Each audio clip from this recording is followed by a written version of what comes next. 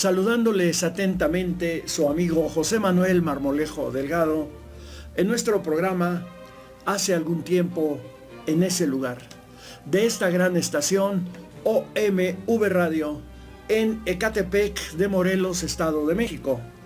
Damos inicio a nuestro programa con nuestra sección de poesía, Interrumpir el imponente y profundo silencio. Hoy hablaremos del poeta Ariel Valero, quien nació en la Ciudad de México en 1941. Sus padres arribaron a México en 1939 y aquí se quedaron, sin olvidar la vida catalana, ante el recrudecimiento de la barbarie franquista. Ariel Valero, de esta manera, recibió una educación progresista, republicana y liberal. En materia de literatura, Ariel Valero recibió la influencia de García Lorca, Alberti, Machado, León Felipe y descubrió en su patria, México, a Sor Juana, Ruiz de Alarcón, Fernández de Lizardi, Manuel Acuña, Gutiérrez Nájera, López Velarde, Villaurrutia, Gorostiza, Owen, Huerta, Sabines, Chumacero y mucha gente más. Abordó temas humanos como el encuentro y el desencuentro, el amor, la soledad, el desencanto, el fracaso constructivo que destruye al mundo. Le gustaba escalar, subió al popo y a lista. Gozaba de la música clásica, lo mismo que del rock. Era bastante prolífico también en la cuestión de la música. Estuvo rodeado de libros y cultura, ya fuera en la UNAM o en el Fondo de Cultura Económica y en el IMBA. Con sus poemas logró inventar imágenes que producían reacciones sensoriales en el escucha y en el lector. Liberó a la palabra de su contenido textual. Para él la poesía fue refugio contra la locura. Murió en 1987. Tenía solo 46 años de edad. Ahora habremos de leer un poema de Ariel Valero, de este libro, Fragmentos de Sombra, que es el siguiente. Estaba solo, me parece muerto, entre espejos infinitamente tristes, naufragando en la noche sobre mí, deshabitado todo entre los hombres que nacían con las manos desnudas, y ya no podía llorar, descansaba quizá callado, pero mis miembros respondieron en una hora que no conocías, y en una hora que no conocía, surgiste como una llama inesperada. Y ahora yo, el joven incendiado, te doy la bienvenida. En este amanecer absurdo e increíble, acércate y quema mis entrañas y mi alma, como has quemado mis ojos.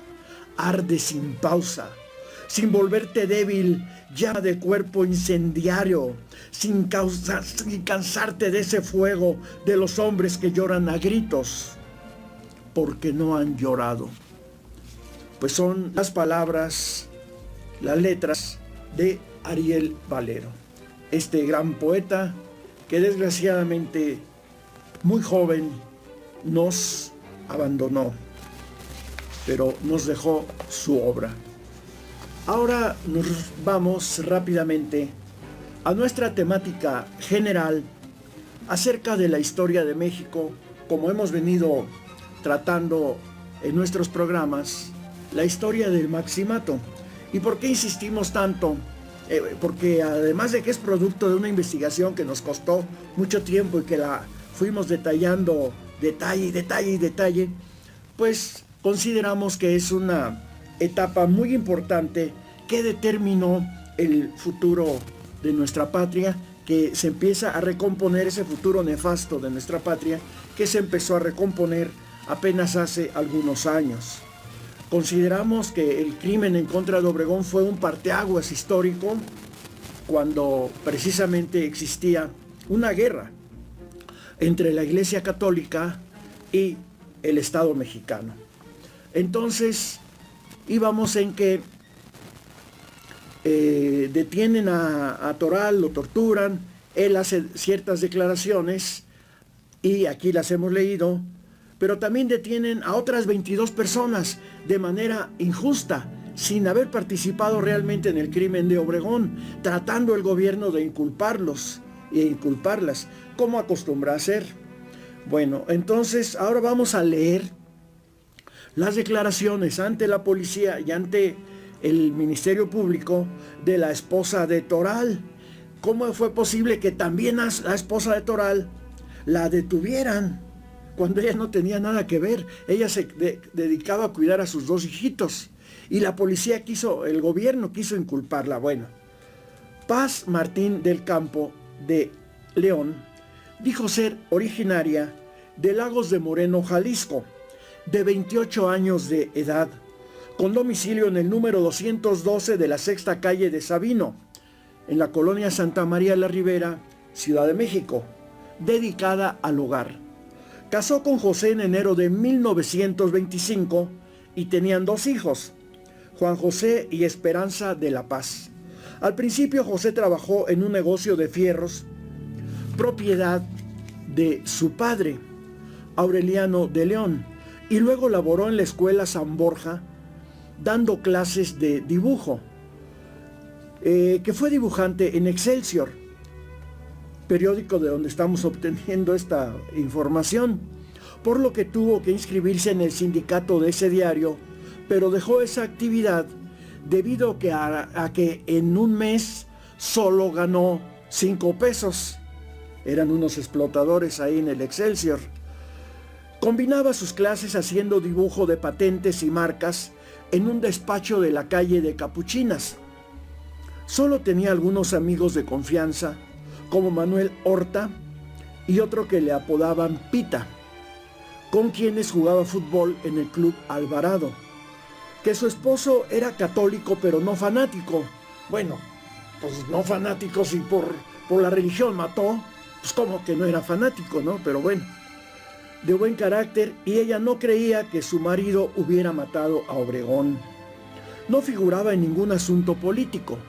El día 15 por la noche, 2 días antes de que cometiera el crimen, le informó que estaba invitado a ir a un rancho por 3 o 4 días, a lo que ella no objetó nada, pues él estaba enfermo del estómago y decaído de espíritu. Nunca sospechó que esas salidas fueran un pretexto y que José no le comentó nada al respecto de lo que pretendía hacer. Estimaba que al padre Jiménez solo lo visitó una vez, cuando fue a buscar a su esposo, y el párroco José Méndez ocupó durante algunos meses la parte baja de la casa en que habitaba la familia Toral. Méndez vivió ahí hasta enero de ese año, en que se mudó a San Luis Potosí. A Concepción Acevedo, la famosa madre Conchita, la conoció porque José le pidió que le llevara a los niños, porque la monja deseaba conocerlos, y luego en varias ocasiones fue a su casa en la calle de Chopo a escuchar misa, también en la colonia Santa María la Ribera. Recordemos que para esa época, estamos hablando de julio de 1928, en plena guerra cristera, pues el presidente Calles intentó meter al orden constitucional a la Iglesia Católica, pero la Iglesia Católica no se dejó, quería seguir disfrutando de sus privilegios anticonstitucionales. Y entonces, lo que hizo la Iglesia Católica ante las presiones de Calles fue cerrar las iglesias en agosto de 1926 como una manera de hacer que la feligresía católica se pusiera en contra del gobierno. Y lo que hizo el gobierno fue entonces prohibir el culto, por lo cual las misas tenían que llevarse a cabo de manera privada, en las casas, o en este caso, en los conventáculos clandestinos, como el de la Madre Conchita. Negó conocer a Jorge Gallardo, al padre Solís, a Manuel Trejo y a Carlos Castrovalda, estos últimos dinamiteros. Trejo y Carlos Castrovalda de la Cámara de Diputados, y Carlos Castrovalda puso un bombazo en el centro director obregonista. Muy católicos, muy santitos. Creía que alguien había inducido a José a lo del crimen. Por fin, creía que lo había matado o no lo había matado.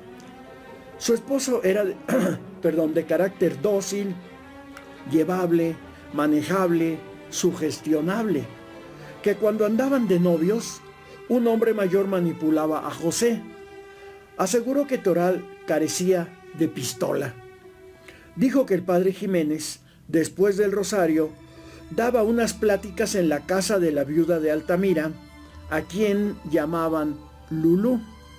En el Centro Unión, que era un lugar donde se conglomeraba la juventud católica y donde se fraguó la guerra cristera y desde donde se mandaba armamentos a los guerrilleros cristeros, ubicado en la calle de Puente de Alvarado, oyó decir al padre Jiménez que los católicos no deberían dejarse intimidar por la persecución de la Iglesia. Bueno, pues esta frase, última frase de la esposa de León Toral, pues es muy importante, es muy determinante, porque ella misma está reconociendo cómo los curas, como en este caso el padre Jiménez, le decía a la feligresía: no se dejen del gobierno, levántense en armas, cosa que hicieron. Crearon la guerra cristera que dejó miles de muertos, un baño de sangre y pérdidas materiales incalculables en nuestro país. Mientras los curas, como Jiménez y como muchos otros, se escondían en algún pueblo alejado o se iban al extranjero, mientras la feligresía mataba o era objeto de que la mataran. Esa era la manipulación de la Iglesia Católica en contra de su feligresía. Pero también el gobierno, por su lado, estaba en ese juego de poder. Ni a la Iglesia Católica ni al gobierno de Calles les importó el baño de sangre que causaron por la defensa de sus intereses particulares. Esa es la gran realidad, la triste realidad de la guerra cristera. Pero de esta temática continuaremos hablando en nuestra siguiente emisión de Hace Algún Tiempo, en ese lugar, de esta gran estación OMV Radio en Ecatepec de Morelos, Estado de México. Se despide de ustedes su amigo José Manuel Marmolejo Delgado.